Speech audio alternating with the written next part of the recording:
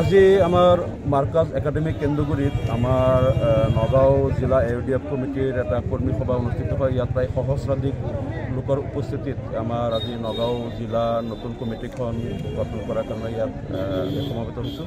আৰু আজি জিলাখনৰ বিভিন্ন প্ৰান্তৰ পৰা আমাৰ কৰ্মীসকলে ইয়াত জিলা কমিটিত অন্তৰ্ভুক্ত কৰাৰ কাৰণে সদস্যৰ পৰা নামবিলাক আজি ইয়াত দিছে। আৰু এইটো হয়তো 24 ঘণ্টাৰ ভিতৰতেই আমি গোটেইখিনি চালি জাৰি সভাপতি পদৰ কেইজনৰ নাম আহিছে? পদৰ কাৰণে 5 জনৰ নাম আহিছে।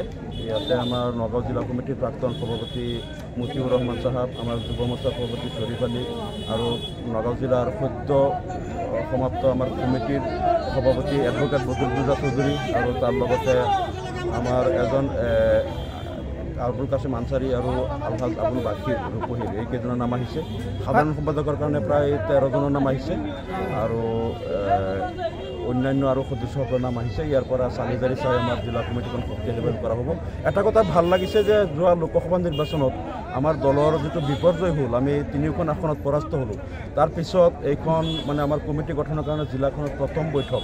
আৰু আজি যিমান লোক উপস্থিত হৈছে আৰু মানুহৰ যিটো সঁহাৰি দেখিছোঁ, যোৱা 10 বছৰত আমাৰ কোনো জিলা কমিটি গঠনত বা ইমান মানুহ হোৱা নাই। গতিকে এইবাৰ আমি দেখিছোঁ যে মানুহ নতুন উদ্যমেৰে নতুনকৈ ওলাই আহিছে আৰু বহুত গৰম আৰু আমি আশা কৰাতকৈ বহুত বেছি মানুহ হৈ গ'ল। সকলো মানুহ ইয়াত বহাৰ কাৰণেও মানে আমি যিমান আসনৰ ব্যৱস্থা কৰিছিলোঁ তাতকৈ প্ৰায় 3 গুণ মানুহ হৈ গ'ল। গতিকে ইমান মানুহৰ কষ্ট হৈ আছে বহুত।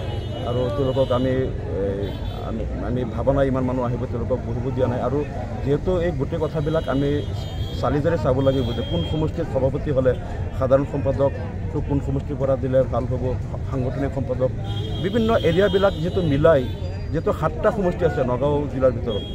গতিকে 7টা বিধানসভা সমষ্টিৰ সকলো এলেকাক প্ৰতিনিধিত্ব কৰিব।